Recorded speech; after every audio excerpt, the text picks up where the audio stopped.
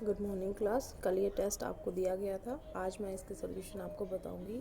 सबसे पहले आपको नेम ऑफ स्टूडेंट में भरना होता है। फॉर एग्जांपल मैं भर देती हूँ और फिर आपको अपने फादर नेम लिखने होते हैं। तो ये मान लो मैंने लिख दिया। तो milk is an example of, milk जो है एक टाइप का कोलॉइडल सॉल्यूशन है। इसके पार्टिकल्स जो होते हैं बीच की रेंज के होते हैं, 1 नैनोमीटर से 100 नैनोमीटर के बीच के। तो milk is a colloidal solution.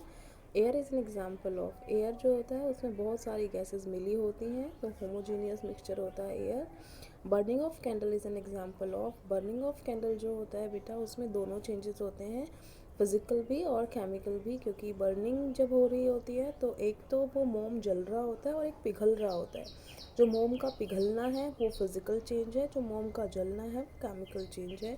तो इसका फिज़िकल एंड केमिकल बोथ आएगा। Which of the following is an example of pure substance. आपको प्योर सब्सटेंस देखने थे, तो प्योर सब्सटेंस में बेटा एलिमेंट या कंपाउंड आते हैं। तो यहाँ पर आयरन जो है एक एलिमेंट था, वो है ऑलरेडी एलिमेंट। वाटर एक कंपाउंड है, कार्बन डाइऑक्साइड भी कंपाउंड है। तो ये तीनों के तीनों हैं, इस वजह से इसका ऑप्शन जो आएगा वो ऑल ऑफ दीज आएगा। उसके बाद आते हैं हम 5th क्वेश्चन पे। If 20 gram of NaCl is dissolve in 80 gram of water then calculate concentration percentage m/m। तो 20 ग्राम हम परसेंटेज m/m कैसे कैलकुलेट करते हैं? जो मास ऑफ सॉल्यूट कितना है? 20 ग्राम। अब बटे में मास ऑफ सॉल्यूशन, अब 80 ग्राम ऑफ वाटर दे रखा है, तो वाटर तो सॉल्वेंट है, उसमें सॉल्वेंट में हम जोड़ देंगे क्या? सोल्यूट। गुना में क्या कर देंगे? 100। तो ये तो क्या आ गया? 80 + 20 100 हो गया। तो 100 से 100 कट गया, कितना आ गया? 20%। तो हमारा आंसर क्या आ गया? 20। उसके बाद if NaCl and ammonium chloride are mix then which technique will be use to separate them. बेटा NaCl जो है वो नॉर्मल होता है, अमोनियम क्लोराइड जो होता है वो सब्लिमेट होता है। इसका मतलब क्या है कि ये जो है सब्लिमेशन दिखाएगा, ये है सब्लिमेशन नहीं दिखाएगा, और दोनों का मिक्सचर है। तो हम टेक्निक कौन से इस्तेमाल करेंगे? Sublimation. Which technique will be use to separate two immiscible liquid. देखो दो लिक्विड जो हैं आपस में घुले हुए नहीं हैं, तो हम क्या करते हैं कि एक सेपरेटिंग फनल लेते हैं। ध्यान आ गया होगा आपको डायग्राम से, यहाँ पे लेयर बन जाती है, ऊपर ऑयल की वाटर की ऐसे करके बताया था ना आपको।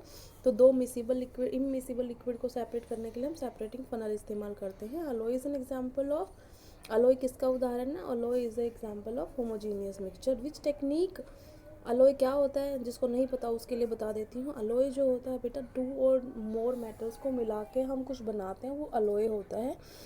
फॉर एग्जाम्पल आपने जैसे देखा होगा पीतल तांबा को मिला के, और ब्रास होता है ना पीतल, तो तांबा को मिला के और जिंक को मिला के बनता है। तो ये ऐसा तो नहीं है ना कि परात में आप लोग पीतल की जो कोई भी बर्तन होता है उसमें ऐसा तो नहीं होता कि एक साइड में कॉपर दिखाई दे रहा है, एक साइड में जिंक दिखाई दे रहा है, रंग बदलता है?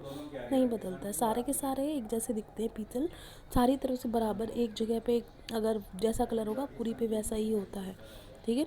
उसके बाद वो कोरोजन दिखाए, हरी पड़ जाए, वो अलग प्रॉब्लम है, लेकिन है वो homogeneous mixture. Which technique will be used when two miscible liquids having boiling point. Two miscible का मतलब क्या होता है? मिसिबल का मतलब होता है जो आपस में घुले हुए हों, सॉल्युबल हों, ठीक है। तो सॉल्युबल लिक्विड हैं और उनके बीच में बॉइलिंग पॉइंट जो है वो 25 डिग्री सेल्सियस से कम है, लेस है। तो लेस है इसका मतलब उसके अंदर उनको सेपरेट करना मुश्किल है। अगर सिंपल वो बोलता कि दो घुलनशील लिक्विड्स को अगर अलग करना है तो हम सिंपल बोल देते डिस्टिलेशन, लेकिन वो स्पेशल कंडीशन बोल रहा है लेस देन। अगर मोर देन बोलता तो हम सिंपल डिस्टिलेशन कर दे, लेकिन ये लेस देन 25 डिग्री सेल्सियस बोलता है तो हम यहाँ पर फ्रैक्शनल डिस्टिलेशन करेंगे। Tyndall effect is shown by, Tyndall effect जो होता है वो सिर्फ कौन दिखाते हैं? कोलोइडल सॉल्यूशन दिखाते हैं और सस्पेंशन दिखाते हैं। तो इसमें जो अलोय है ये होमोजेनस मिक्सचर है, सॉल्यूशन है ये भी होमोजेनस मिक्सचर है। यहाँ हेट्रोजेनस मिक्सचर दिखाते हैं। तो यहाँ पर एक ही एग्जांपल आपको दिखाई दे रहा होगा, that is colloidal solution. Question number 11 में है select the odd one among the following. Wood, soil, milk and sugar solution. आपको जो दे रखा है उसके अंदर से आपने ओड वन आउट निकालना है, मीन्स आप में कौन सा अलग है उनमें से। जो वुड जो होता है वो हिट्रोजीनियस होता है। कौन सा होता है? हिट्रोजीनियस। सोइल जो होती है वो हिट्रोजीनियस ही होती है। मिल्क जो होता है वो भी हिट्रोजीनियस है, कोलोइडल सॉल्यूशन है ना, बट शुगर जो है वो क्या है? Homogeneous solution. तो आपका एग्जाम्पल क्या आएगा इसमें? Sugar solution is odd one out. Name the separation technique with the help of which we can pure sample from impure substance। हमें impure से प्योर प्राप्त करने के लिए तो सिंपल सी टेक्निक थी, crystallization. Rusting of iron is an example of which type of change? बेटा रस्ट जो होता है उसमें लोहा जो होता है, लोहा जो है पानी और हवा के संपर्क में आने के बाद ये बन जाता है Fe2O3 XH2O। इसका मतलब ये रस्ट का फॉर्मूला है। तो ये देखो क्या हो गया, ये कंपाउंड था, ये सॉरी एलिमेंट था, और ये क्या बन गया? कंपाउंड बन गया। इसका मतलब इसके अंदर कौन सा चेंज हो रहा है? केमिकल चेंज हो रहा है। Among the following which is not a metal, जो मेटल नहीं है वो बताना था। तो देखो कितना आसान दिया था ये क्वेश्चन। आयरन मतलब लोहा, सोडियम, पोटेशियम, ये तो धातुएं हैं। नाइट्रोजन जो है वो अधातु है। तो नॉट ए मेटल पूछा था ना, तो it is not a metal, it is non metal. ठीक है ना। This is an example of heterogeneous mixture in which size of particles is more than 100 nanometer. 100 nanometer से साइज जिसका बड़ा होता है वो सस्पेंशन में होता है। तो आप यहाँ देखो सस्पेंशन कौन है? देखो ये तो क्या है? Colloidal solution. ब्लड भी क्या है? Colloidal solution. फोक भी क्या है? Colloidal solution. मडी वाटर है वो सस्पेंशन का उदाहरण है, तो हम यहाँ पे मडी वाटर कर देंगे और बस सबमिट करना था आपको। और यहाँ पे देखो जैसे ही सबमिट करोगे तो यहाँ पे ये लाइन आएगी, your response has been recorded. तो यहाँ पे आपका मतलब आपने सही कर दिया। उसके बाद है व्यू स्कोर। ठीक है, तो व्यू स्कोर में आप अपने स्कोर देख सकते हो। और सबमिट अनदर रिस्पॉन्स बेटा आप दूसरा रिस्पॉन्स डाल सकते हो अगर आपको चेक करना हो तो खुद को कि आपको आ गया है समझ में कि नहीं आया है। लेकिन उससे पहले ये कब करते हैं सबमिट अनदर रिस्पॉन्स? ये आपको करना ही नहीं है क्योंकि आपका टेस्ट एक ही बार होता है। ये हालांकि आप अपनी बस क्वेरी के लिए कि आपको क्वेश्चन पेपर समझ में आ गया तो आप कर सकते हो। ऐसे बच्चे नहीं हैं 4-5 बार कर रखे हैं, एक में 3 आए, एक में 4 आए, एक में 5 नंबर है, ऐसे नहीं करना आपने।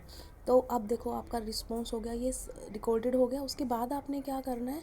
उसके बाद आपने यहाँ पे क्लिक करना है। जैसे आप व्यू स्कोर करोगे आपके यहाँ पे मार्क्स आ गए। देखो आ गए ना, ये हमारे मार्क्स आ गए। दूसरा क्या पता चलेगा इसमें? देखो फॉर एग्ज़ाम्पल अभी हमने कोई गलत नहीं किया, नहीं तो आपका क्या होता? देखो जो ये लाइन है ये क्या आ रही है? ग्रीन आ रही है। हर एक में देखो आप, हर एक में ग्रीन आ रही है ना। जिनके क्वेश्चंस गलत होते हैं उनके में ये जो लाइन है वो रेड से आती है, और फिर कोई ग्रीन लाइन दिखाई देगी, मतलब आपका आंसर गलत था, सही आंसर ग्रीन वाले में होता है। ठीक है, तो इस तरीके से आपको आंसर पता चल जाता है। नहीं तो नीचे लिखा भी होता है कि ये वाला आंसर ठीक था। इस तरीके से आप ये पेपर अटैम्प्ट कर सकते हैं। तो आई थिंक अब आपको पूरा पेपर समझ में आ गया। जिनके डाउट्स थे वो क्लियर हो गए होंगे। Thank you class.